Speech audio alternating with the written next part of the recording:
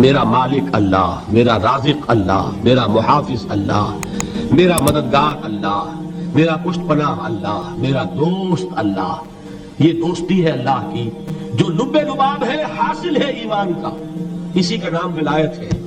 اولیاء اللہ کے سروں پر سینگ نہیں ہوتے. جس کے دل میں ایمان راسخ ہو چکا ہو وہی اللہ کا ولی ہے. جسے اللہ پر یقین ہو چکا ہے وہی اللہ کا ولی ہے. جسے یقین ہے اللہ میرے ساتھ ہے، میرا مددگار، میرا پشت پناہ، میرا ساتھی، میرا دوست، میرا محبوب، میرا محب. اللہ اہل ایمان سے محبت کرتا ہے. واللہ یحب الصادقین. ان اللہ یحب الذین یقاتلون فی سبیلہ صفا کانہم بنیان مرصوص.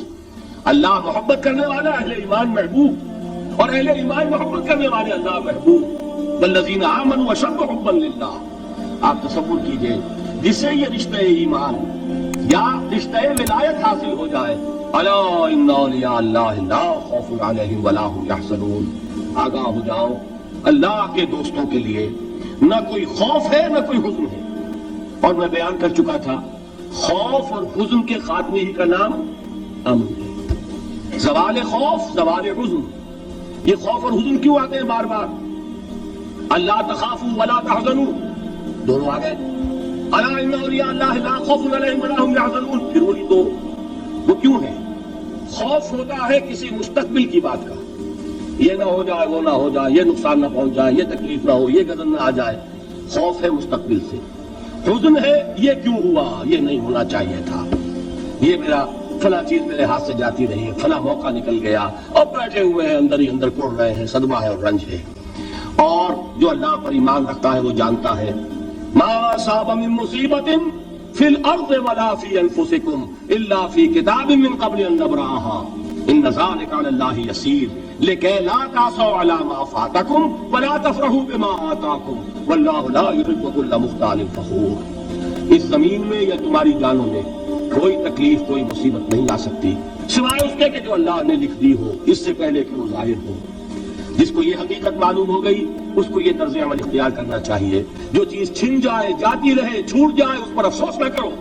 کس نے چھینی؟ دوست نے. دوست کے فیصلے پر شکایت. دوستی کو بٹا لگا رہے ہو. سرے تسلیم خم ہے جو مزاج یار میں آئے. اگر دوستی ہے تو پھر تو تمہیں گردن جھکانی چاہیے کہ ہر ساقی ہماری عین الطاف است، جو بھی میرا ساقی میرے پیالے میں ڈال دے اس کا کرم ہے. جو اس کی طرف سے آئے اس پر کوئی رنج نہیں، کوئی صدمہ نہیں، کوئی غم نہیں، کوئی شکایت نہیں، کوئی شکوہ نہیں. اور جو ہوگا وہ اس کے اذن کے بغیر نہیں ہوگا، اور اس کا اذن ہوگا تو یقیناً میرے لیے خیر ہی خیر ہے. چاہے وہ ناگوار شے ہو، بظاہر مجھے اچھی نہ لگ رہی ہو، میری شارٹ سائٹڈنس میں مجھے وہ نظر آ رہی ہے کہ میرے لیے بری ہے، لیکن قرآن نے کہا ہے آسان تکرہوا شیئا وہو خیر لکم وآسان تحبوا شیئا وہو شر لکم واللہ یعلم وانتم لا تعلمون.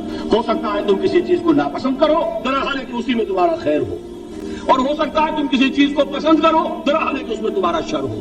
اللہ جانتا ہے، تم نہیں جانتے. جب مجھے یہ بات معلوم ہو گئی میں نے اپنا معاملہ اللہ کے حوالے کیا. سپردم بے تو مایا خیش را اتانی حساب کم و بیش را. اے رب جو تو چاہتا ہے وہ ہو. تیرے علم میں جو شے میرے لیے خیر ہے وہ ہو جائے. میری کوئی پسند نہیں، میری کوئی چاہت نہیں.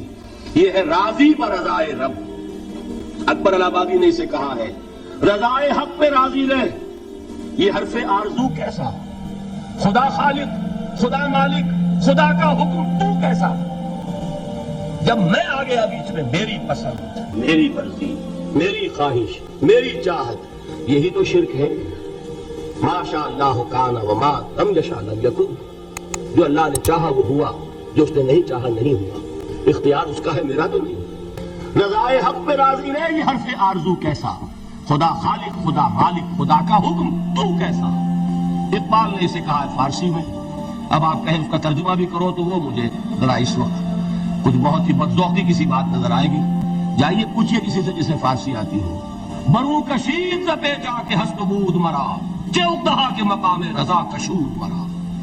مجھے تو تمام پیچ و خم سے نکال دیا اس مقام رضا نے. میں راضی برضائے رب ہوں، جو فیصلہ اس کا میں اس پر راضی. تو کہاں کا حزن اور کس کا خوف؟ یہی زوال حزن اور زوال خوف، یہی ہے امن، یہ نتیجہ ہے ایمان کا. تو جان لیجئے یہ ہے لب لباب، یہ ہے حاصل ایمان کا. یہ ہے تو ایمان ہے، یہ نہیں ہے تو ایمان نہیں.